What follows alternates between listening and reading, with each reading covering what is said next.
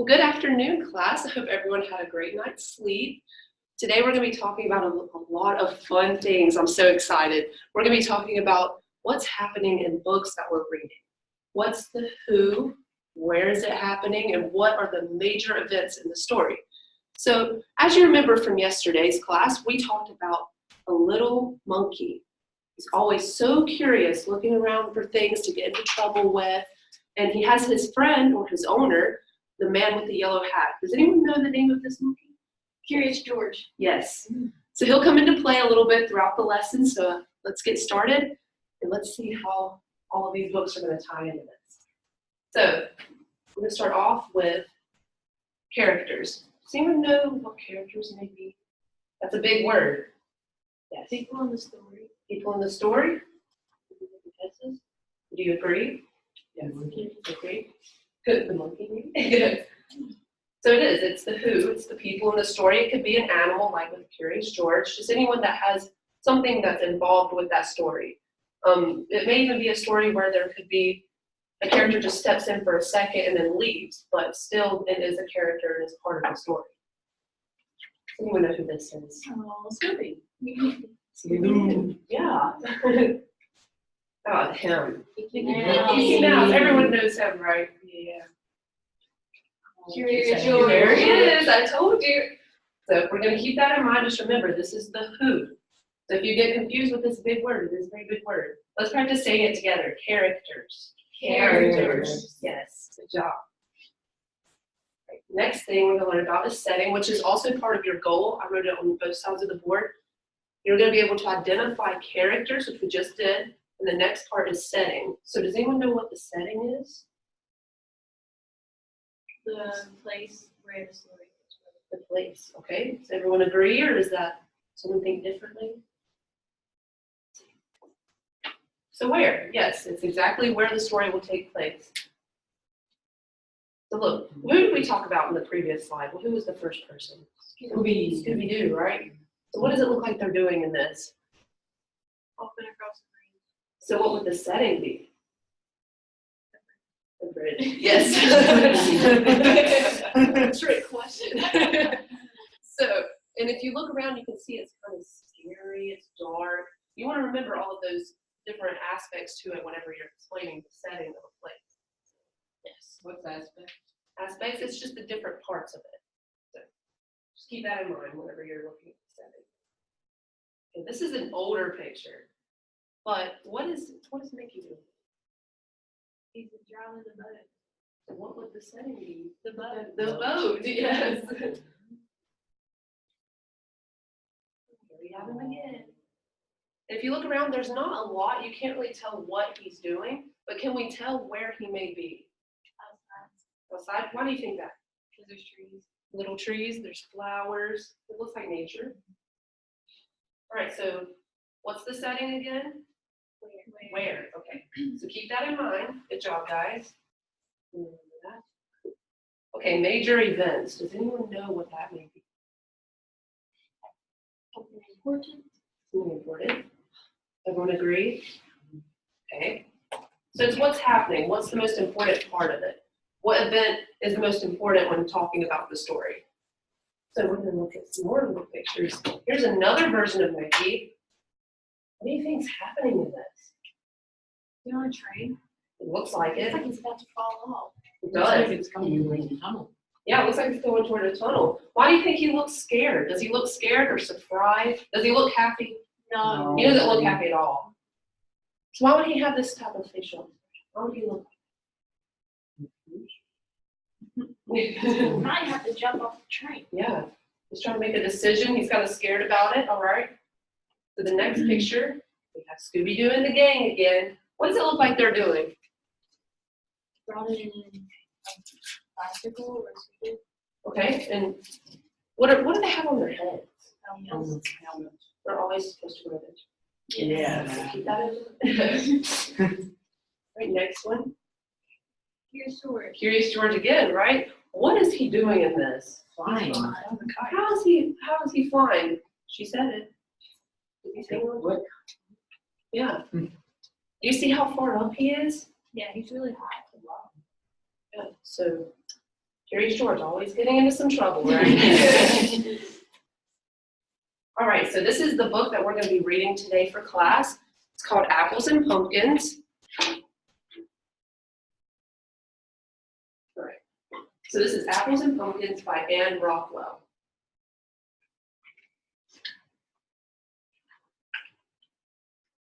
When red and yellow leaves are on the trees, we go to the Comstock farm to pick apples and pumpkins. What colors are the trees? Green. Green, orange, red. Just a bunch of different colors, right? Mr. Comstock gives us a bushel basket to put our apples in. So what kind of farm is this? Apples. How do apples grow? In the tree. I thought they grew from the ground. Geese and chickens and a big fat turkey walk with us on our way to the orchard where the apples grow. So it feels like they have some little friends following us, right? My father picks apples, my mother does too. I climb into a little apple tree and pick the reddest apples of all. When our basket is full of red and shiny apples, we go to the field where the pumpkins grow. I look and look until I find the best pumpkin of them all.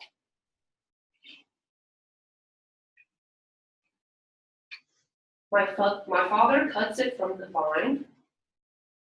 That's probably a good job for your dad, right? I carry it back to the car. See, they have their apples still with them, so it's an apple and pumpkin farm. At home, we carve a jack-o'-lantern face on our big orange pumpkin.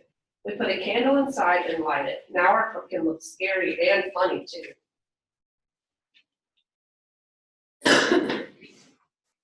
On Halloween night, we put our pumpkin on the doorstep. My mother gives away lots of red and shiny apples for trick-or-treat. Would you guys want apples when you go trick-or-treating, or would you want Candy. You want candy? Candy. A little weird, right? While I go trick-or-treating up and down our street. So, what happened at the end of the story? What they do with their apples and pumpkins? What they do with the apples? We said we'd rather want candy. So where'd they give them? Who'd they give them to?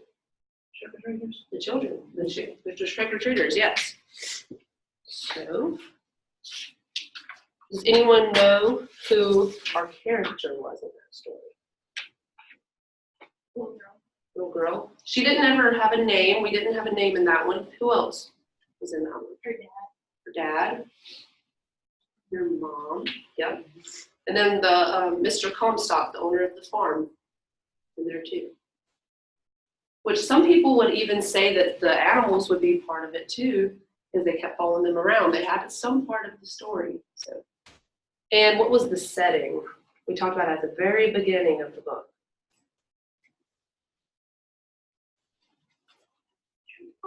Yep.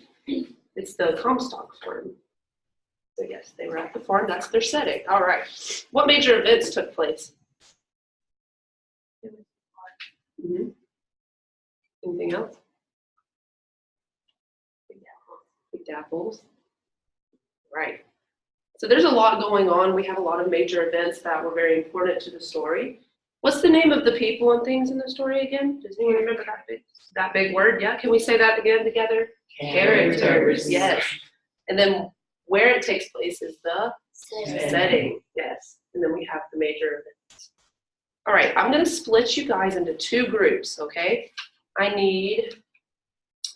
do you three into a group and then you four.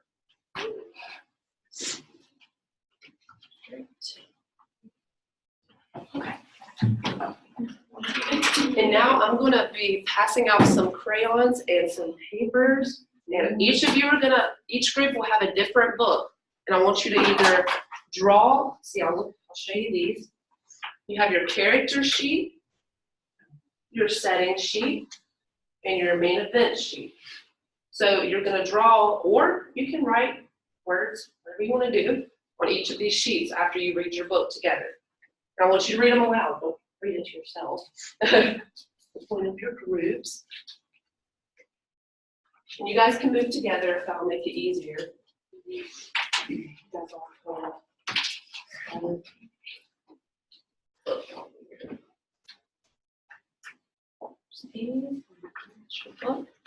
I'll get your crayons here.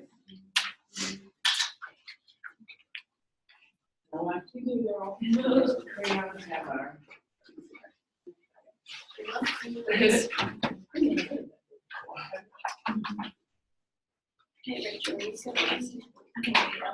And guys, I'll be walking around. Just, you know what to do, right? I want you to just read the book out loud together. You write or draw on those papers your character setting and main ideas. And then I'll walk around and kind of watch, and if you have any questions, let me know. Let's go to the barn. Troll says Let's go to the barn. Come on, let's go to the barn. Here. A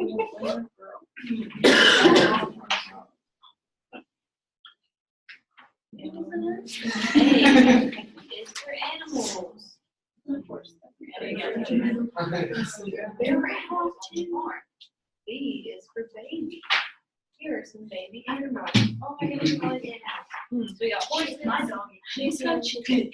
How do you spell chicken? How do you spell chicken? I couldn't help it. C-H-I-C-H.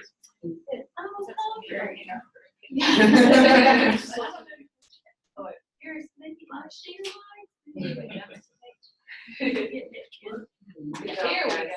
To cows.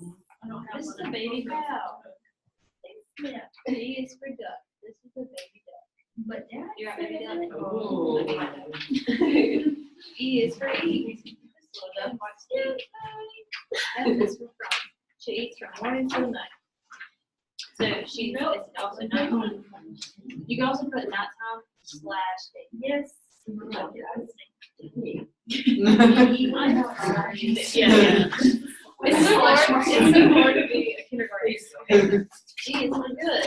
She looks for good. H is for horse. Here is the baby horse. I. What's that word? Pretty What fun. does this word say? Ivy. You know what that means? Evie? You don't know what the ivy means? You see that green right here? It's already talked about the horse, hasn't it? Yeah. So the green right here is like ivy. It's just a type of plant. Ooh, I want to eat that plant. Not a good idea. We're spelling ivy. J is for jumps. So baby pig jumps up when the farmer. Oh, there's a person behind me. Right here. I don't know those legs. K is for kind. Baby duck likes all kinds of food. L is for listen. Listen. Listen to the baby animals. M is for moves. The cow goes moves. No. N is for neighs. The baby horse neighs. Neigh. U is for oinks. The baby pig oink. Oh my goodness. P is for feet. Even the baby chicks join in. Proud little chicks. Q is for quack. But what about the baby duck? Why doesn't she quack? R is for rub. Oh, she rubs her little tummy. Ooh, she says. S is for sick. I feel sick. T is for tummy. You got a rooster on there? I can spell rooster. I don't know. How do you spell rooster? Rooster? R-U-S-T. R-O-W. R-O-W. R-O-O. R-S-Y-Z. Good try. It does sound like turd, right? It is for she says, I guess I eat too much. B is for very. I don't feel very well. Look, here comes the animal doctor. Write down animal doctor. Right here. See, that's him. Oh. Okay. Come to me. Oh, wait. W is for waddles. Come to me, calls the doctor. The baby doesn't work. Waddles over. X is for examine.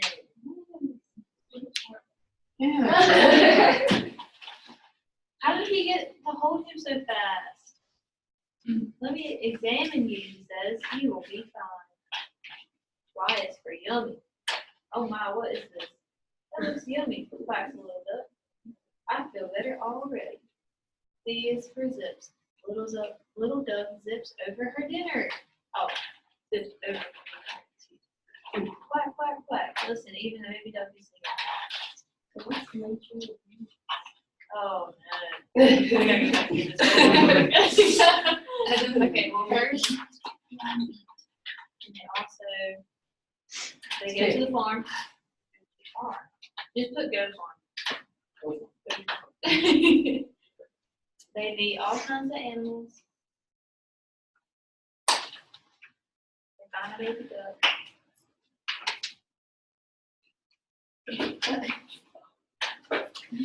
They meet the farmer.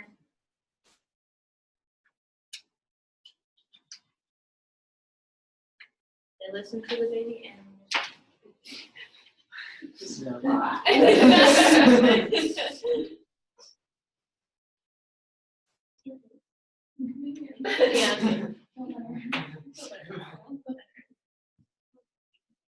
everybody finished now? Yes. Looks like it. We're finishing up. Need a few more minutes?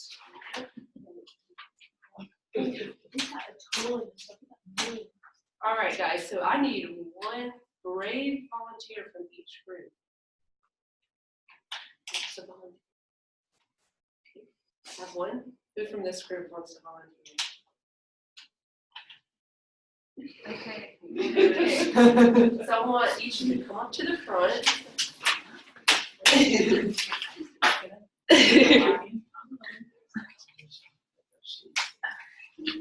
And I want you to share to the class what you learned in your story. Tell us about the characters, the setting, the name.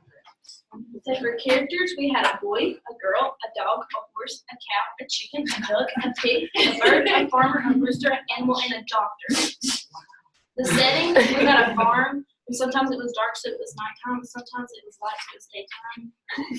And then at the end, they ate a lot, and they got sick, and the little kids went to the farm, and they met lots of animals, and then the doctor came and helped them because their stomach was hurting. Good job. Round of applause. I'm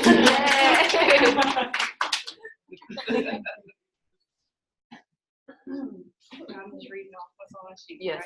Right? The character of our story was David. David had jaggedy teeth. He looked like a monster. And he got in lots and lots of trouble. He did everything wrong. He did everything wrong at home and at school and outside. He pulled at tail. He ate dog food and he burped really loud, but he did say excuse me. Yuck. Even though it was nasty, let's applaud. All right, so you still have those books fresh on your mind, right? What you just read, and we just talked about it for the class. So now we're gonna be even more artsy, okay? And you're gonna split apart now. This is on your own.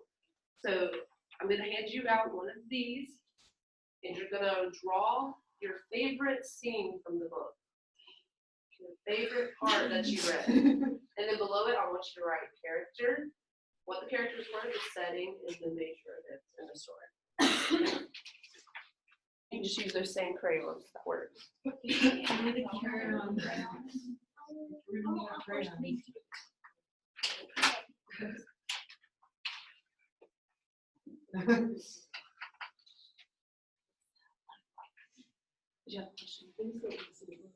Oh, yeah.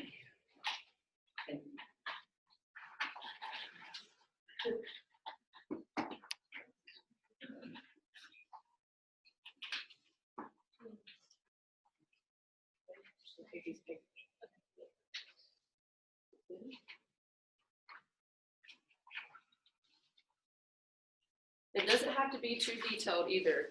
You can see my little example. Something simple.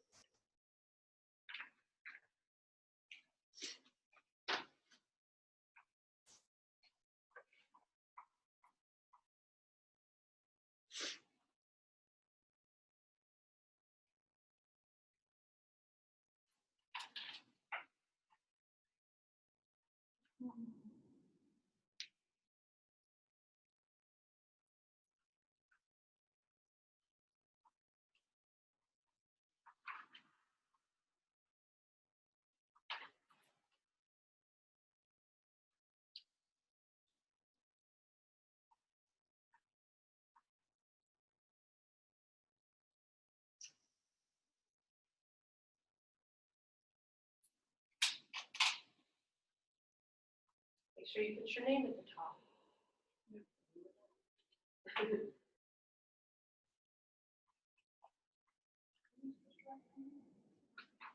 You just put the characters, setting, and major events. Do you remember what we said if we couldn't remember that big word characters, what that actually meant? Who? Yeah. And then setting is, and then the major events is just what's happening.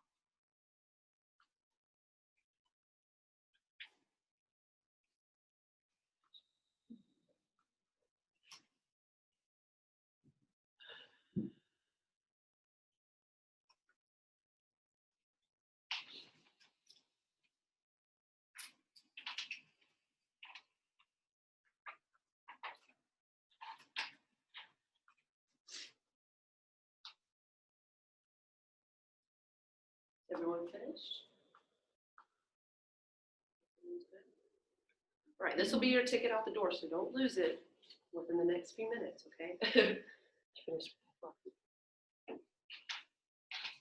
All right, guys, so the 3 books we focused on today. Do you remember what the first book was about before I even hold it up?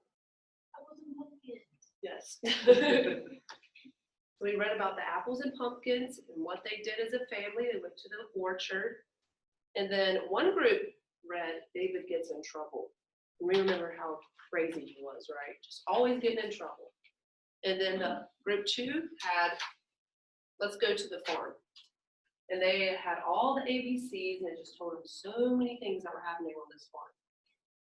These 3 books we'll be focusing on for the rest of the week. So just keep that in mind when coming to class for the next day.